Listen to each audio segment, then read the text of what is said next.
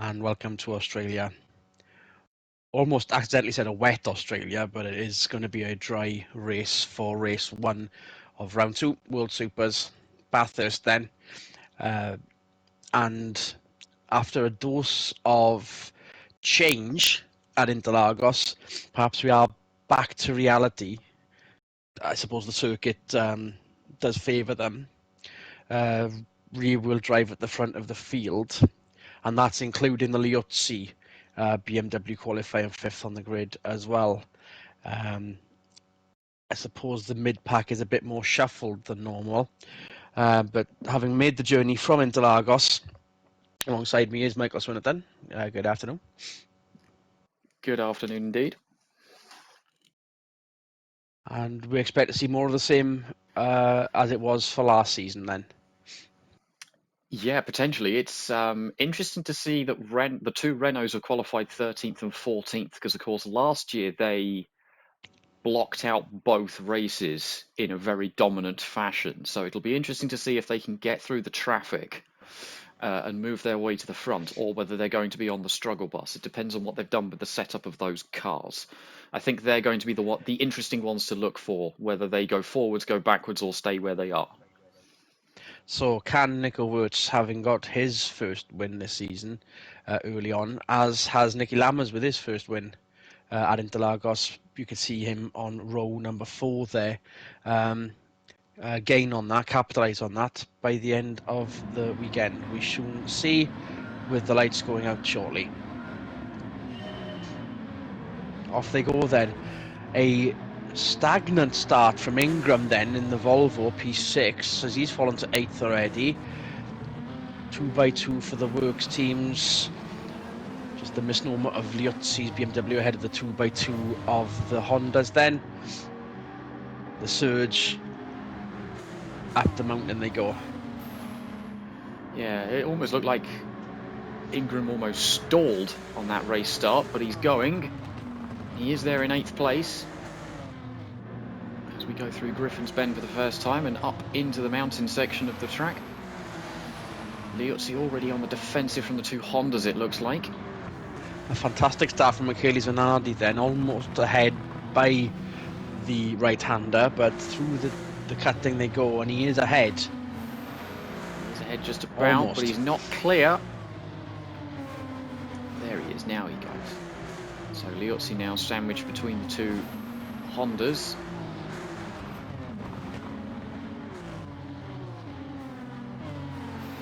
Up through the parks they go to the world-famous skyline, and the S is in the dipper. It's an Alpha 1-2 Fisichella. Perhaps finding the favour in the team this time by Wittmann getting the championships in. Maybe it is going to be Fisichella's turn. Yeah, he's always been there or thereabouts in the title hunt. The last few years, he's always just lost out to someone else. Run up to the Forest Elbow then. Ingram wide again, trying to recover from a bad start.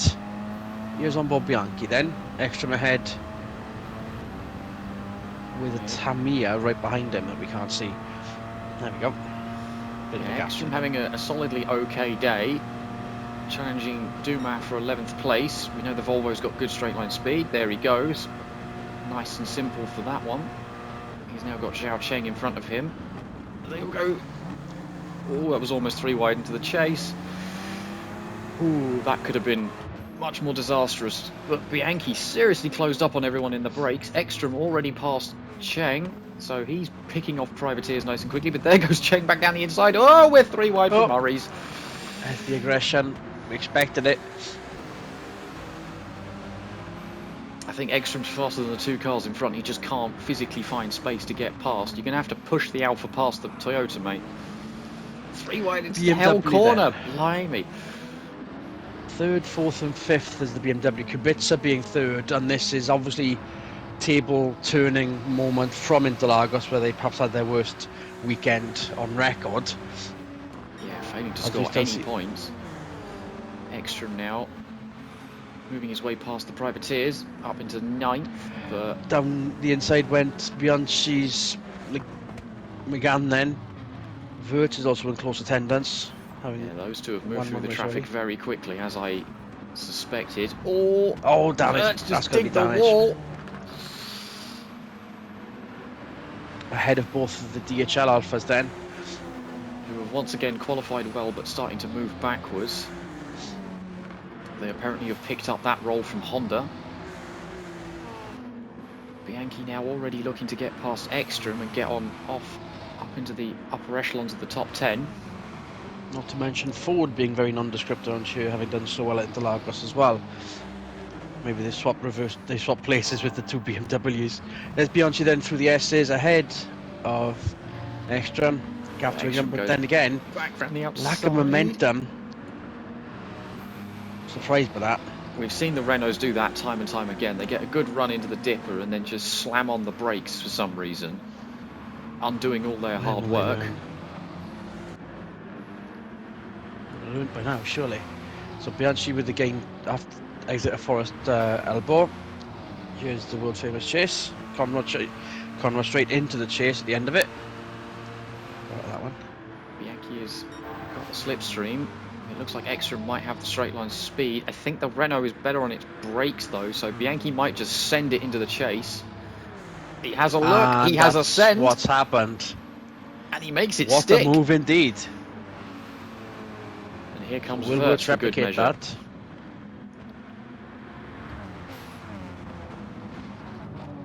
Vert's wasting no time at all, sending it on into Murray's on Ekstrom. But Ekstrom actually manages to hold it around the outside. So Ekstrom still holds that important 10th place for now, but I have a horrible feeling that's going to be a when rather than if, with Vert's getting past. As they close in on the leaders. Fastest flying lap so far then is Michele Zanardi in the Honda. Now ahead of both BMWs and in the lead. And in the lead. We've missed that massive advantage as the Honda got a straight line advantage. And we just didn't see it through the entire run of Conrad Straight. Too busy watching all the yellow and blue cars fight it out. Somehow misses Zanardi taking the lead off of everybody. He was very aggressive at Interlagos and showed a lot of speed. Now he's finally getting to prove it with clean air and clean track in front of him. Having done so well with the Privateer Cobra team last season, that's why Honda got him in, no doubt. There's Ingram trying to get past Liuzzi and keep Bianchi at bay. Yeah, Bianchi's already caught them. So Bianchi is on the charge of the gods, apparently. But what's going to happen through the cut, through the dipper? He slows right down again, so they're still not happy with the balance of the car through that corner. Maybe they need to work on downhill sections a little bit more. There's only so much ride height they can manage. On board Ingram then. Surprisingly changed top 6 ahead of him. Entire top 6 taken up by 3 teams currently: Honda, Alfa and BMW. Clipped the curve, that was a little bit hard. Brakes nicely for the chase. Corrects the turn in a little bit, gets nicely on the power. Doesn't understeer. So we should have a decent run into Murray's. Closing in. But is Bianchi doing the same thing? Not this time. You see further back there, Verts was having another go at Ekstrom, so that fight isn't over just yet. Although Verts is now in front. So I think that's probably going to stay as is. So if Ekstrom wants pole position for race 2, he's basically going to have to hope that Verts gets around Liuzzi and then he can do the same thing.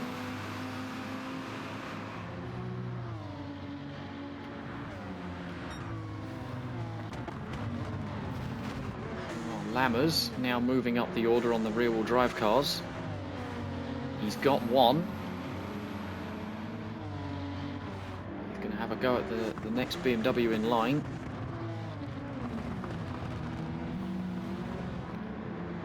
Though Webber is still there, he's still looking threatening.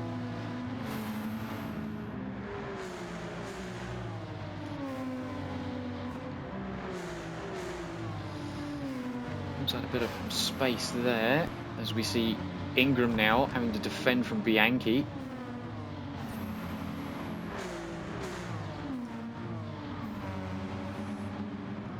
Through McPhillamy Park they go. It's all line astern so far. Nobody's trying anything just yet. Despite an almost OP stature about that Megane, it's not going to do anything, well, a little bit quicker through the cut in there until it reaches the Conrod Straight, no doubt. Yeah, we've seen them do some incredible dives into the chase already, and it's only been lap 4. And if anything, Wirtz in the other Megane then, prime position for P1 race 2, gap behind 2 extra. Yeah, I expect Wirtz to have a go at Liuzzi here, and for this to be a fairly simple pass. Unless it's going to bail out. Will Bianchi try anything on the Volvo? Not this time. Liuzzi takes well, a bit of a defensive line, but not but quite round the enough. outside. Wirtz forced the door open and got it done. Now, are the two Renaults going to start squabbling with each other, or are they going to actually behave, as we see the two BMWs going side by side? Are. Now, And Kubica having been taking third for so long. Lambert's trying to get onto the podium. Well then. He's alongside Wittmann. Previous seasons, perhaps going far back at season 3, we've been asking when are Honda going to finally actually get some consistent performances, especially consistent victories in.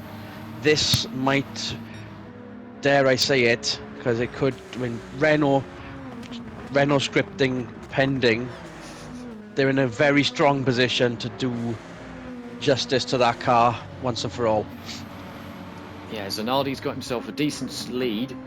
Could be a bit bigger. But hopefully if Lammers and Fisichella get into a protracted fight, he'll be able to split the two Italians from each other. And now those Renaults are in a good prime position to be in a big 4 battle. Really should be big 5 if we include that Volvo, having won the Drivers' Championship for Ingram last year. Bianchi, there he goes. Inside of McPhillamy. They're going to be going too wide into Skyline. That's a slide. Oh, that's another slide. He somehow doesn't hit anything and keeps the place. But then decides to park it on the apex. Causes a scuffle behind him. Allows back Ingram to sneak through the sneak past the BMW. So Kubica now has to be careful of Nico Wirtz coming through. And if and when that happens, Kubica will have his old Euro Super Touring playmate Gianni Liuzzi for company in the other BMW there.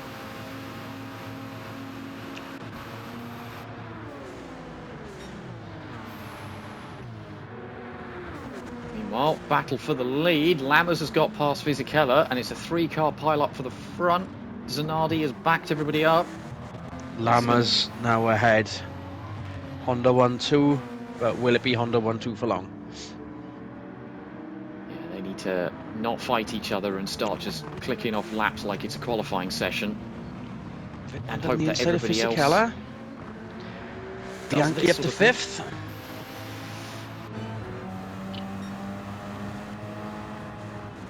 Let's see what Bianchi can do. It can be done. Both Renaults started outside the top 10, I will remind you. They've overtaken a lot of cars already, and they show no signs of slowing down, as we see Bianchi getting a run on Wittmann. Quite literally. Is he going to be able to get a 2-for-1 offer on Alfa Romeos? He looks like he's going to do it. Considering the moves in the chase and the Murray's Corner final turn, was that ever in doubt? It could have been, but successful nonetheless. Wirtz still in 8th then, but Alfa, major wake-up call into Lagos, and no doubt they're going to have to dig a little deeper for race 2. Yeah, this track has always produced mixed results when looked at from a front-wheel drive versus rear-wheel drive battle. with the track being two halves, straight line speed and then handling twisty turny technical stuff at the top of the mountain here. Second half of the race then. Lammers needs to be a good teammate here. There's contact. And there's going to be a slight lack of momentum again, as incredibly slow goes that McGann through the dipper once more. Keeps Lammers ahead for the time being, but I'm a feeling that halfway down Conrod's, this position will change. Lammers needs to defend. Yeah, with the speed that Bianchi's been putting on here with this Renault, once again I have a horrible feeling this is going to be a when rather than an if. They've got a lot more space to play with each other now and a lot less traffic, so that might play a factor. Sounds like Bianchi's on the rev limiter there, so is he geared too short maybe? He can't utilise all of the power down the Conrod straight. Closes right up on the braking though.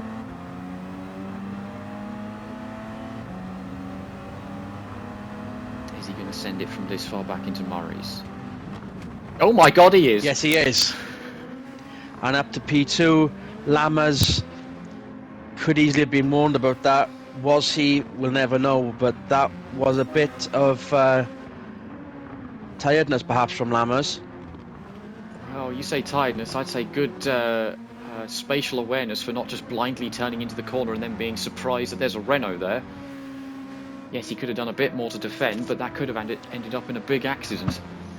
So, Bianchi now getting on after the leader, who is Michele Zanardi. Zanardi would definitely like his first ever win in his third ever start. Don't know if that's going to happen though. He's got 4 laps to defend from this Renault, which is apparently in a completely different league with how fast it's going.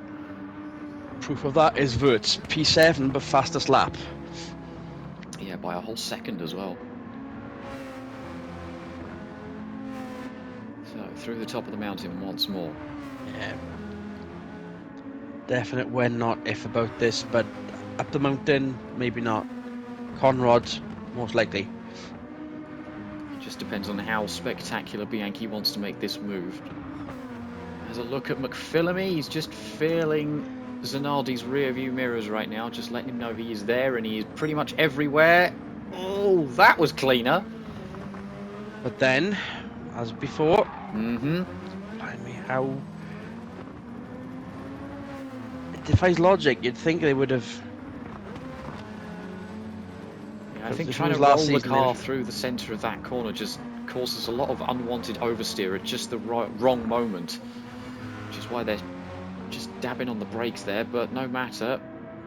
Here comes that Renault. It's got the better straight line speed, even if it isn't quite geared correctly. And we know it's a lot better on its brakes, so he's definitely close enough to send it into the chase. Zanardi needs to go on the defensive hard, or just let him through. Braking area for the chase then. Did all right Not there. happened. Okay. No send yet. Murray's. It's happened before with his teammate. Literally the last lap. Lining it up a lot more this time. There you go. Oh, a lot of curb though. Zanardi might be able to get the crossover, get the lead back. It's going to be a drag race down to turn 1. Zanardi leads at the line. I thought Zanardi had bogged down on the exit there. You saw it jutter. But it's still going to be a Zanardi-led Honda. For now. And Bianchi, for now of course, still P2. Zanardi doing a very good job trying to hold this Renault back. And whilst that's happening, Ingram has got up to 5th ahead of Wittmann then, whilst he's being chased down by the other Renault in Wurtz. Still, no, if a move's going to be made at this point, we've just missed it. It's not going to happen up the mountain. Will it happen through the S's? Yeah, this is the current squabble for the back end of the top 10. Ingram trying to keep Wurtz behind him, but trying to move through the Alfa Romeos at the same time.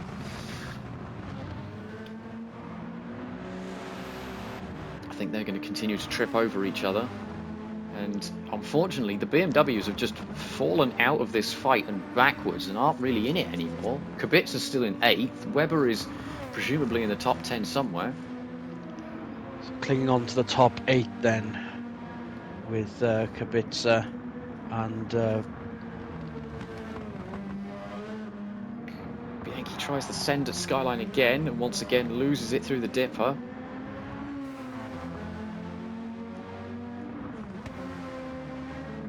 we going to see a repeat performance of last lap, or is he going to try something a little bit different this time? Didn't get the best run out of Forest Elbow there. He's definitely going to be within the slipstream of the Honda, though. He says. Should do. Will we catch this move with the onboard? Once again, he's there at top end of 6th gear. Decent speed, but the brakes for it that the Honda just doesn't have. But maybe Honda with a power advantage, though. So still behind Zanardi. Zanardi doing what Lammers couldn't. Ingram has also gone ahead of Lammers now. Wirtz has gone ahead of Lammers as well. These Alphas are falling back. And there goes Bianchi. There goes the move again, but it's the switch back on. Not aggressively defended by Bianchi. Yeah, he took less curb that time and was able to cover the line off from Zanardi. Meanwhile, this is the new squabble. Lammers has fallen back. Ingram has got past, as you so rightly spotted on the tracker there. Wirtz has moved his way past both Alfa Romeos, so all the rear-wheel drives are now bottom end of the top 10, so they'll once again have the front 2 rows for race 2. And another blinder in store. 2 laps to go then. Renault leading from a substantial burn from the stern. Something they did do last season. Yeah, last year they blocked out both races, of course. Both Renaults winning each one. Wirtz muscling his way past the Volvo. So Wirtz now up to 4th. Is he going to be able to get past Lammers and get onto the podium? I don't know if he's got enough time or space to catch Zanardi in 2nd.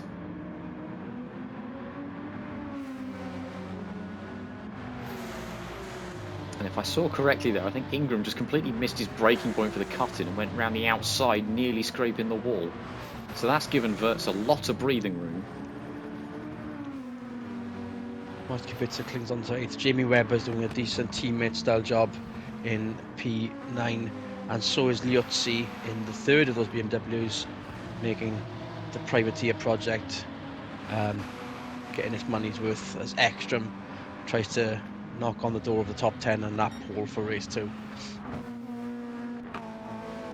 A quiet race for Carlos Palou as well, so much so for Sarlo as well, having a good weekend in Interlagos. Hartley with a bit of a struggle bus situation going on. Yeah, DHL have really got to work something out, because they qualified well. They were both DHL cars were inside the top 10 for both rounds now, for both Interlagos and here, and they are plumb last outside the points. So they need to work out what's going wrong between qualifying pace and race pace, because that can't continue for them. Maybe they can ask Honda. Maybe they can ask Honda. The Staple qualifying well, performing race badly in the race, but they are going great guns right now, even if they're not in the lead. Wirtz defending his 4th place from Ingram, but then Ingram with a run down the outside. I'm just going to shot for a bit. Ingram's going to try and get the switch back. Oh, that! And he certainly does. I was thinking go down the inside of Wirtz, but Wirtz had a wiggle coming out of Hell Corner that allowed Ingram to have the extra momentum there, get himself into his favourite position, 4th.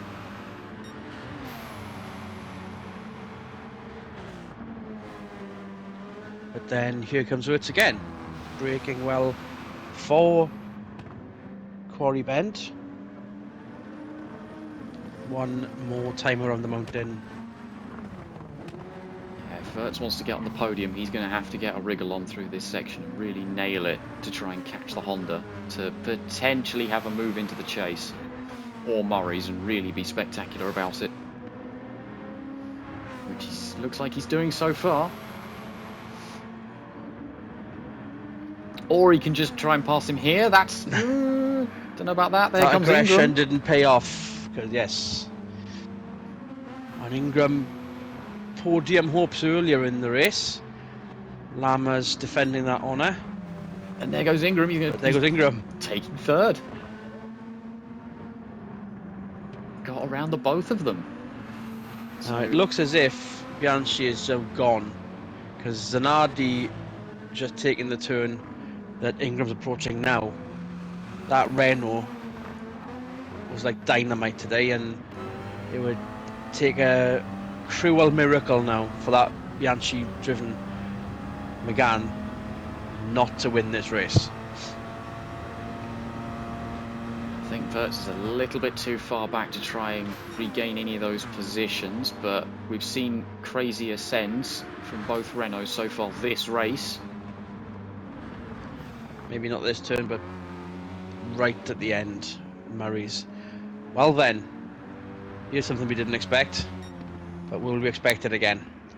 Race 2, Bianchi wins. Zanardi proudly across the line in second. No wonder he'll be chewing on the fact that he could have won that race. Ingram then third, and Wirtz gets fourth on the end, as he's done on several occasions. Kubica up to sixth then, as the Alphas fall flat. And that's your top 12 across the line so far. Rest of the points paying position then. Tamiya making the right choice in putting rookies in the car for a change there, getting some sensible points, as is the Carlos Moreno Cobra Motorsport Ford as well. Did we expect the excitement for race 1, Sweaty?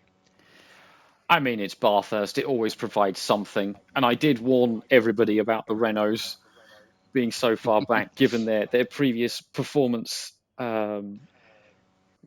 around this track. I just wasn't quite expecting that much of a charge. I was more expecting make up a few places, start towards the front for race 2, to then go and dominate race 2, not charge their way through the entire field and then some.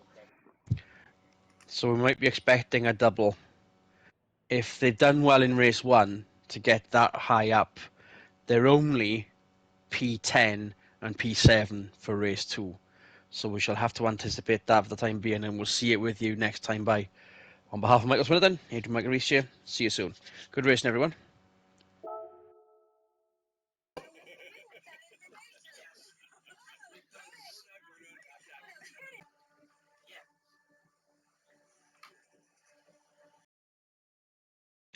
And time for another round of let's see how far away can Renault get their lead at the end of this race. Fingers crossed they don't. It's race 2 of the World Supers at Bathurst then for season 6, weekend number 2, and reverse grid time.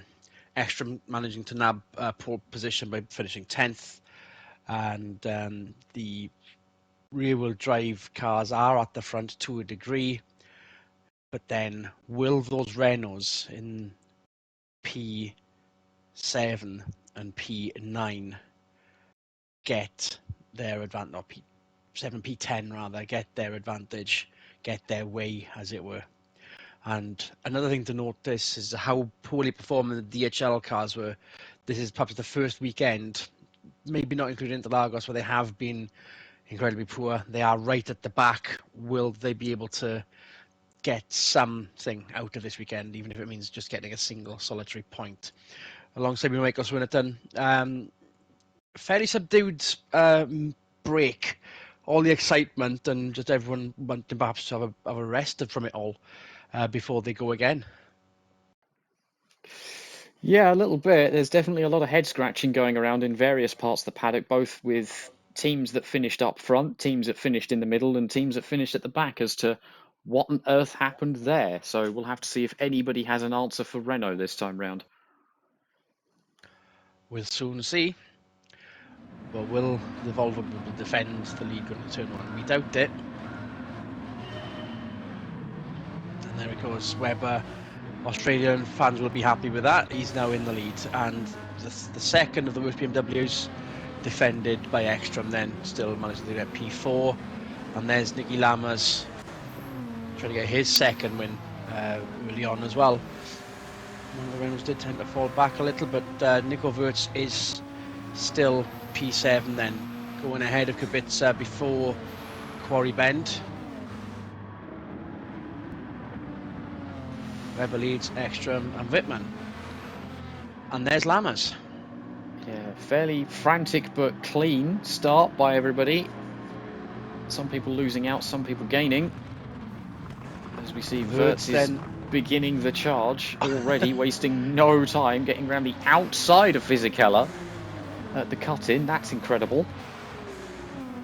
It's on the cards, but how will those cards fall? Lama's then trying to defend P4 through the parks, but will... Oh, there's some traffic jam inbound, but no doubt. And a little bit of a Wirtz wiggle still and fifth lightly touched the wall there. I don't think it's going to hamper his progress too badly. There's the send. We've seen that before. And then the return to send of just being slow through the first apex of the cutting, the dipper rather. Getting those two mixed up. Yeah, causing everybody else to back up behind them and have to jam on the brakes when they weren't fully expecting it. Ingram falling back to 9th then after being P8 for the start. 3rd place in race 1. Still in the top 10. He's got time to start gaining on cars in front of him. Extra enough to back up to 2nd then. Extra holding well in 2nd. He's had an okay-ish start to the year. He needs to do better than he did last season, especially with his teammate winning the championship. Oh, Wirtz, that was a bit... I'm not sure I would have gone for that. Backed out of it though. Let Lammers have the place back, but I foresee another send in the near future. There it is. There it is. And is it well defended? Lammers on the defended the switchback, or some level of switchback there. They both had a poor exit from Murray's. Zanardi and Fisichella have caught them up, so that's both Italians next to each other.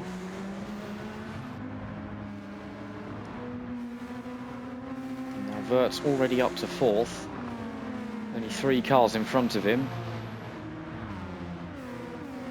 We'll see if he can continue this charge and do what Bianchi did in race 1. Brief glimpse of a Ford down the inside of the quarry bend to get into the top 10. Or he's trying to. Carlos Palou, there he is.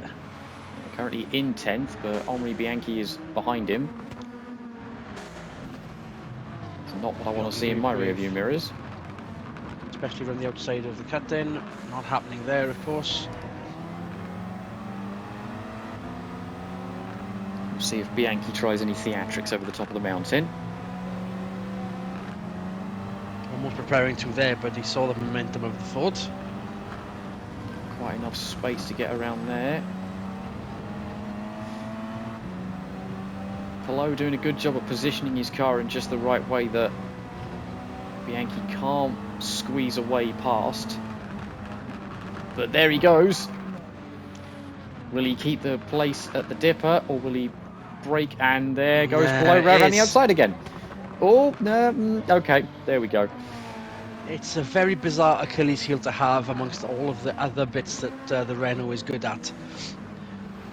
Yeah, absolutely. And there's Ralph Beeler in the Tamiya Honda, comfortably in points paying position again.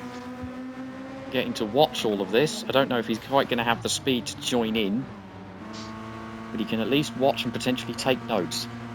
And if I'm not mistaken, that is the best performing of the rookies right now, because Liuzzi is not in the top 10. Honda squabble at the chase. Lama's now ahead as Zanardi, having had worse to deal with. And there goes Wirtz into 3rd. Wittmann though got the crossover move. It's going to be another drag race into turn 1. But are these Hondas going to capitalise on that? Oh, is Zanardi going to take it 3 wide into turn 1? Ooh, he's going to try it on Wittmann. He actually makes it stick. So just as we saw in race 1, the fastest cars are slowly rising their way to the top again, namely the Renaults and the Hondas. It's probably early doors yet, no rumour or no plan intended, but has Zanardi just cut off any chances of running for the Alpha team in future? He is doing very, very well, but never say never. He is Italian after all. And the mist coming in, it's still dry. There's no rain on the radar. There's no rain out the window, it just looks it. All this cloud cover is going to do is make the track temperature colder, which might favour some cars over others. Meanwhile, Wirtz now having a look to try and take second place away from Ekstrom. Given the phone book, S is yes, and then lose it by the dipper. There it goes. There's part 1 of the script, and here comes part 2 maybe? Yep, there it is. Oh, but Ekstrom had a wiggle. So actually, Wirtz can make it stick. So Ekstrom now needs to just follow Wirtz, stay on his back bumper, and the both of them can, in theory, overtake the BMW in front. Jamie Webber needs to floor it, that's all we need to say, because Wirtz is coming. Yeah, message from his race engineer should just read run. And now that he's got some clean track in front of him, we'll see if Wirtz can take that fastest lap that his teammate currently holds. It's not even halfway point yet, it's on the cards, it's a case of when, not if, but here's Ekstrom, okay. Has a little look, just trying to put Wirtz off. He was too far back to actually make anything stick. But good on him for trying and letting him know I'm still here. Just because you've passed me doesn't mean I'm yesterday's news. And as we said, Ekstrom with a horrible season last year, and with his teammate winning the championship, Ekstrom needs to get a wriggle on and start producing some results. Well, here comes Wirtz. This is almost just a no contest. Look at this. Out dragging the BM up the hill. He's going to be clear by the time we get to Griffin's Bend. Webber just slots back in. So Wirtz now with the lead, with over half of this race to go. How big of a lead can Wirtz now pull on everybody else? With the variety of circuits after this championship is boiling up, bubbling up quite nicely.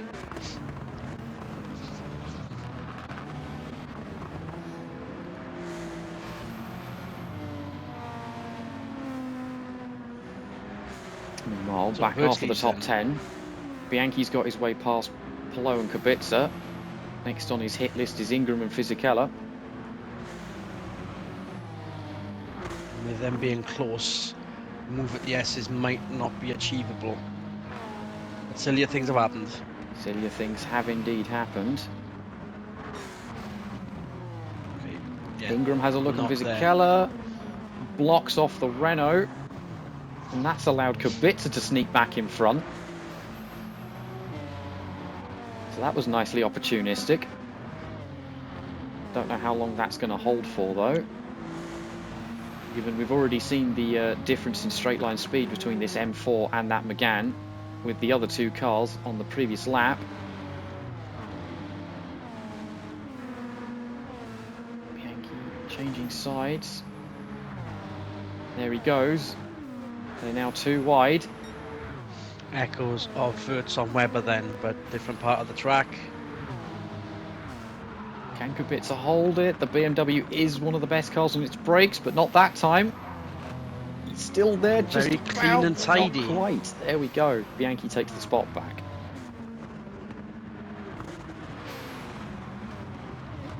Wirtz just took 2 seconds off his fastest lap time. Yeah, that is an incredible lap. That's easily beaten his qualifying time. Meanwhile, Honda Civil War. Lammers in front, Zanardi behind. Not this aggression, not this early in the championship. At least they're still on track. They're both at the sharp end of the grid points-wise. So it is still very much every man for himself this early in the season. Zanardi definitely trying to prove himself with his first manufacturer ride. The proof enough in race 1, no doubt. Even though Lammers is currently the race winner out of the two of them this season. And indeed lifetime. Just calming down now for a bit.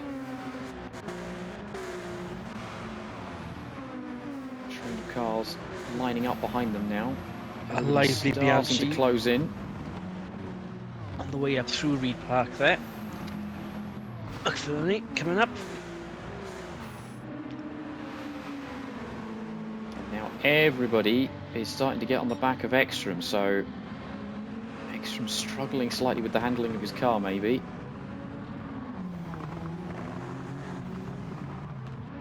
Has become the proverbial cork. So we'll just have to see. Saw this happening.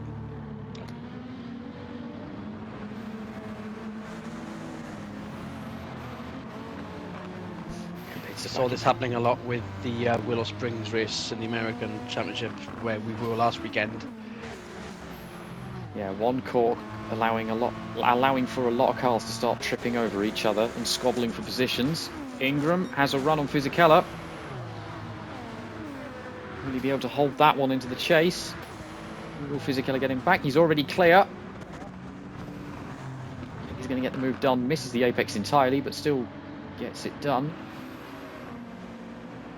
Bianchi getting back past Kubica, so these two swapping positions once again. Bianchi, couldn't tell from the camera angle there, looked like he got into the back of Fisichella's Alpha. It's allowed Kubica to get up the inside and have a sniff.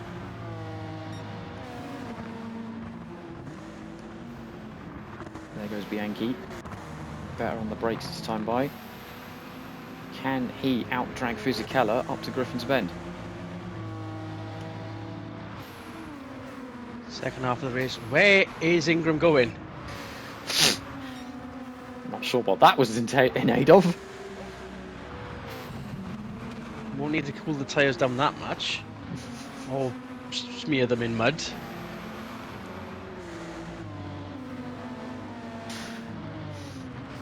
Bird still leads then, Webber second, but that gap is just getting longer and longer and longer, especially if Ekstrom is doing a good job of keeping Webber in P2 just by being slower and being wider. I mean, Ekstrom was the cork in the bottle, but Webber is now backing up onto that train as well. So it looks like it's going to be a huge fight for second place, which is going to allow for a lot of cars to trip over each other here.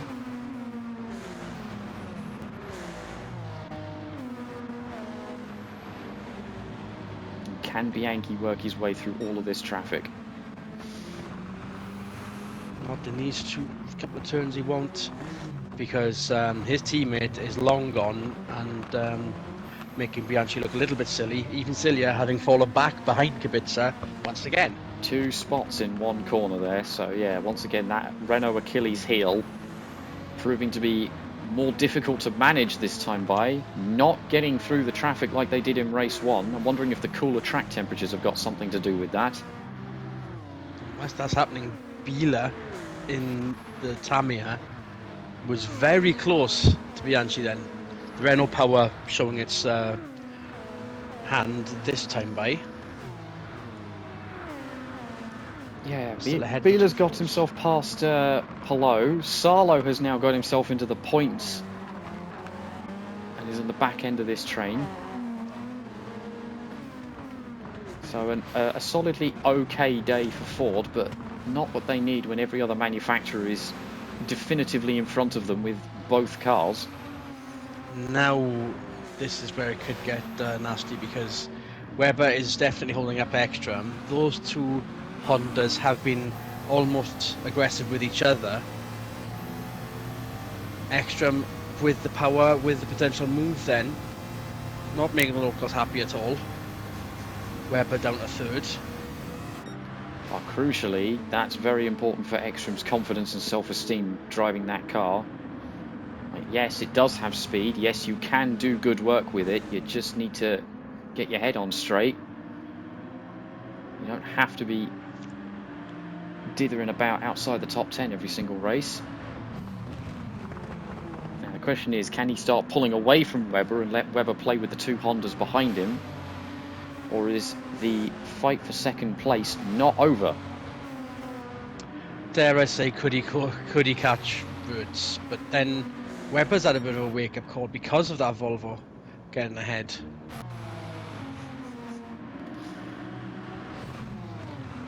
Good amount of daylight between the two cars now.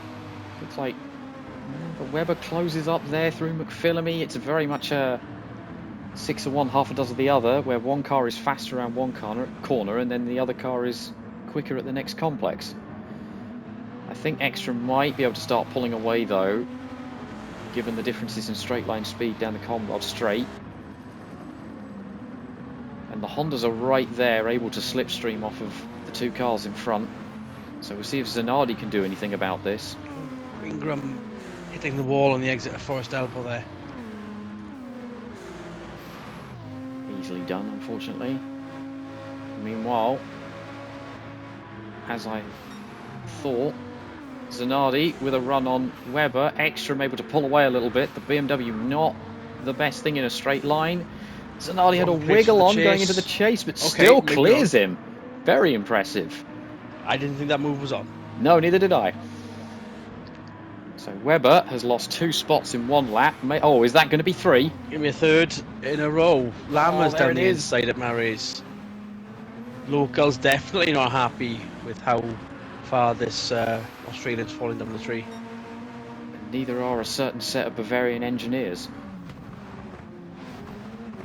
So Zanardi up to 3rd. We've seen how quick he is.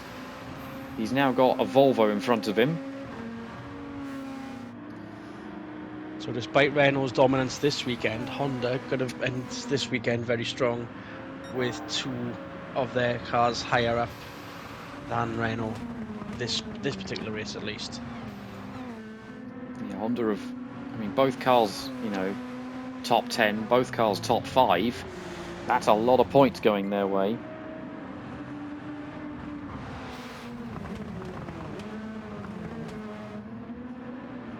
Ekstrom, of course, with the extra year of experience, or extra 2 years of experience in that car, compared to Zanardi. So Ekstrom knows where he's going, just that little bit more around Bathurst. That Honda has been so good.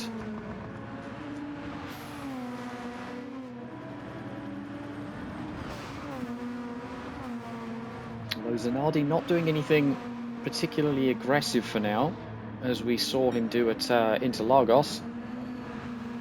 Just holding station behind the Volvo for now.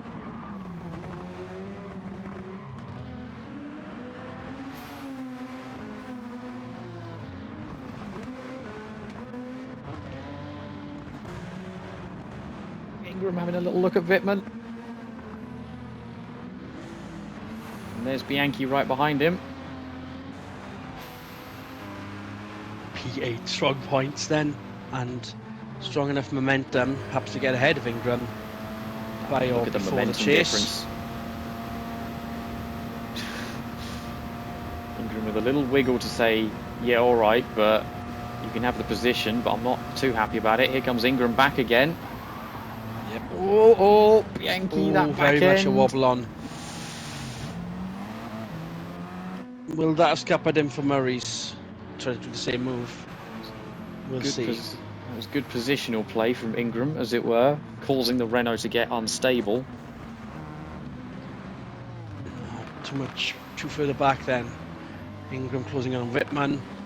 As this race is about to come to an end in 2 laps' time, the sun is beginning to set.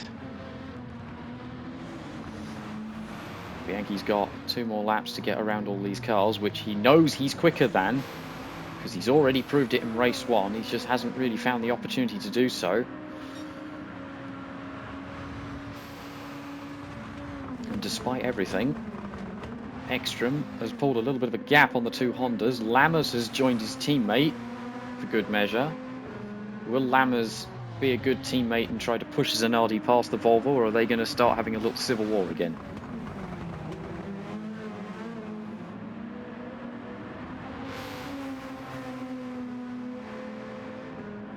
If only that Renault was closer. Wirtz is so far gone and away. It's barring any kind of huge mechanical issue.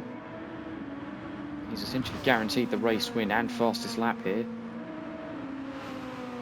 The fight is definitely on for 2nd place. And potentially third as well, as there are 3 cars here, second, third, fourth. Lammer's just trailing off a little bit from the front 2.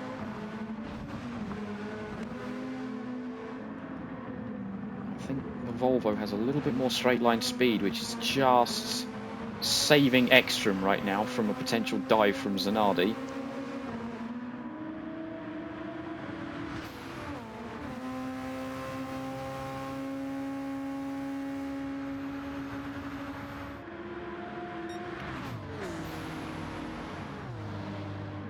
Another good battle here. The next group of cars, Webber, Wittmann, Ingram. So Ingram playing with a pair of rear-wheel drives. Wittmann, is she going to try and have a go at Webber? Not quite. It was too far back from Webber there. Mind you, the Kubica BMW having a good battle with Bianchi there. Yeah, Kubica is not letting it go. He saw how quick Bianchi was in race 1 and just decided, no, I'm not having that. While further back, Fisichella, now on the struggle bus slightly, has come under fire from the 2 Fords. So Fisichella, after what looked like a promising start, now looking like a double digits finish. Not what he wants to see at the end of this weekend. Very rare outside top 10 finish, especially if Salo's got something to say about it. Getting 11th from Fisichella, and same for Katzberg and Biela in their respective Tamiya Hondas. So the battle for best of the rest was Wirtz just calmly counts the laps down, not had to do a fastest lap for a good long while, as these top of the mid-pack runners are for the best part of the points paying positions. Yeah, Ingram all over the back of Wittmann now. I think Ingram might be the faster car here. And there's Bianchi looking threatening. Ingram's done a decent job of defending from that Renault already this race. Here we get to where that Renault is at its weakest, and of course, there goes Kubica again with his own slide, for good measure. I find it very odd that Wirtz has been able to romp away with it, whilst Bianchi, who effectively should have done the same thing, has done the complete opposite. Yeah, he's floundered a little bit. They did so well at getting through the traffic race 1. Zanardi now trying to get second place. It's on the cards. Is it on the track though? Not quite. Wirtz then. Show of class from everyone involved with that car. No doubt the driver as well. But final turn then. Ekstrom still got a decent gap, having Zanardi to fend off, and Lama's still holding position. Strong manufacturer finish for Honda, even if Renault took a rather dominant set of wins. And whilst it might not have been Bianchi this time, by Wirtz doing the trick as the sun sets and the rest of the mid-pack pick up their points as far as Moreno. And it was fairly obvious then that what we didn't want to see, what is definitely what DHL didn't want to see, and that is them being 19th and 20th in this race. Zhou Sheng counting up the numbers then, and a fairly, still, the action was there, subdued compared to race 1. It's not often that happens, where the more entertaining race is the first one. Yeah, I think that just goes to show just what a class act both Renaults did going through the traffic in race 1. As you said, there was still good fights. There was a lot of good squabbles, a lot of good swapping backwards and forwards of positions. Well done to Kenny Ekstrom for keeping that podium position. I was somewhat worried he would drop like a rock in that race and end up sort of 11th or 12th again. So I'm very happy to see the other Volvo on the podium. That should hopefully give him some better momentum going into the next round. So early days then, it's going to be a Renault versus Honda battle for, well, the Drivers' Championship then, where Wirtz now leads with Zanardi second, only 4 points behind, and then a further 40 or further 11 behind that. A further 12 behind that is Henri Bianchi, and then only 4 points behind Bianchi is Niki Lammers. Ingram, the defending champion then fifth on 44. Making up for a subdued Interlagos round then. And that's your driver's top five. The leading independent driver then, by the looks of it, is still going to be Misha Katzberg with the Tamiya Civic, only putting an extra 4 points onto his tally. Still sharing the exact same points, I might add, with Fisichella, who has in fact gained, despite it being a poor attempt at a race 2. The team's independent championship, it's still Tamiya leading then, after a fantastic display at Interlagos. And nobody really catching up, even if Cobra are second on was effectively 32 points behind the Tamiya team. As for the drivers then, Renault have managed to knock Honda off their perch, perhaps temporarily so. It is only a 8-point advantage. Renault on 146, Honda on 138, with the Volvo team taking third away from the Fords, who were very quiet. We did make mention of the drivers, but compared to Interlagos, it was almost back to normal for them this weekend then. That's the last of the flyaways early on. We return away from Europe at the end of the season. But up next for the Worlds, it is going to be the Dragon Trail, the Garden variant, and maybe the rain will shuffle it up a bit further there, Swinny. Yeah, potentially. We've seen wet races there in the past, so never say never, but we're way too far away yet from that weekend to have an accurate weather forecast.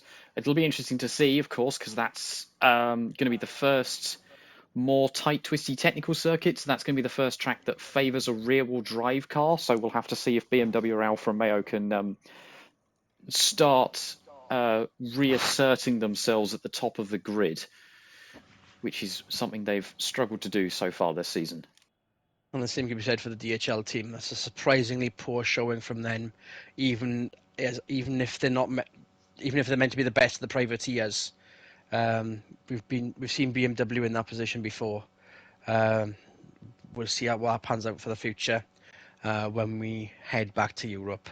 So on behalf of Michael Swinnerton here, Adrian Michael Rees, another great weekend around Bathurst. So we'll see you for another one. Good racing, everyone.